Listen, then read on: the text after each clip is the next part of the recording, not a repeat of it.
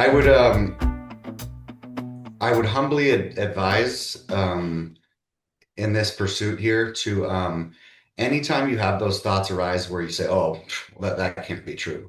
There's no way," or "Yeah, I'll do it, but there's just no way," or "Yeah, I'll do it, but probably not." Like that all has to be cast aside because those are all doubts. Those are all things you believe that you know to be true, and that's Jordan's intellectual brain right there. So. I would encourage when those thoughts arise, because the goal is to get to a completely humble childlike state of surrender. And if you think of like a 6-year-old child, when you talk to him, he's going to be completely open-minded and open-hearted about everything. He's not going to say, that's impossible or there's just no way, right? That's our adult brain. That's what's been ingrained to us over, in your case, 59 years, right? So like basically this takes time to undo that wiring, everything you believe you know to be true, everything you believe is impossible. Um, that has to go bye-bye in order for God to show you what is true.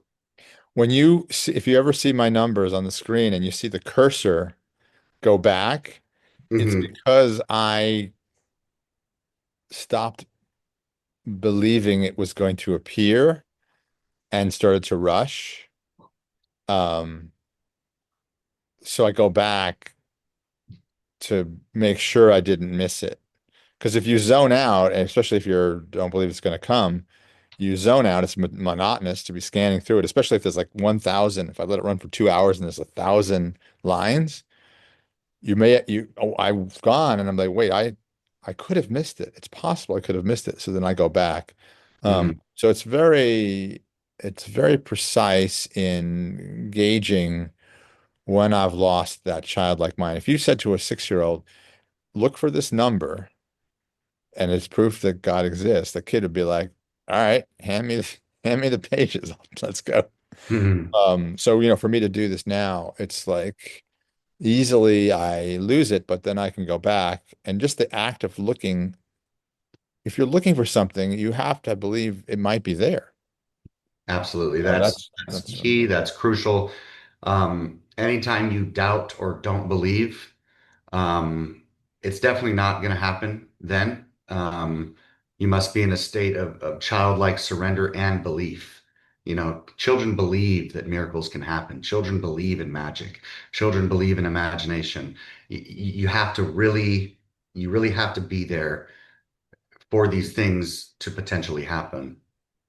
do you think so? Is that how it happened for you? You woke up and the Shroud of Turin moment happened, but you were sleeping before that. I was sleeping before that, You yeah. don't know what your state of mind was before that. No, I remember the night before though. It was just another ordinary run-of-the-mill Saturday night for me. I had a couple buddies come over and we watched the UFC fights together. So it's like typical Saturday night tradition. So We did you drank. have a childlike mind when you were watching the UFC fights? No, no. But here's the key. In When I woke up, as soon as it started happening, I didn't fight it. I didn't. Oh, okay. I didn't question it. I didn't doubt it. I was a slave to the experience. I was a passenger to the experience, and I let go and I let God. And I think that's why it had an I effect. see. Okay.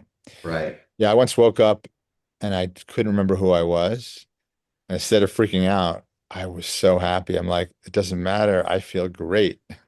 All the burdens Yeah. of who I was were gone. And I'm Yeah. like, if this is what it's going to be, it's fine. I feel great. It came back pretty quickly. Wow, that's Uh, so interesting. yeah, it's pretty wild. Wow. To wake up and not know who you are, that would be crazy. Yeah.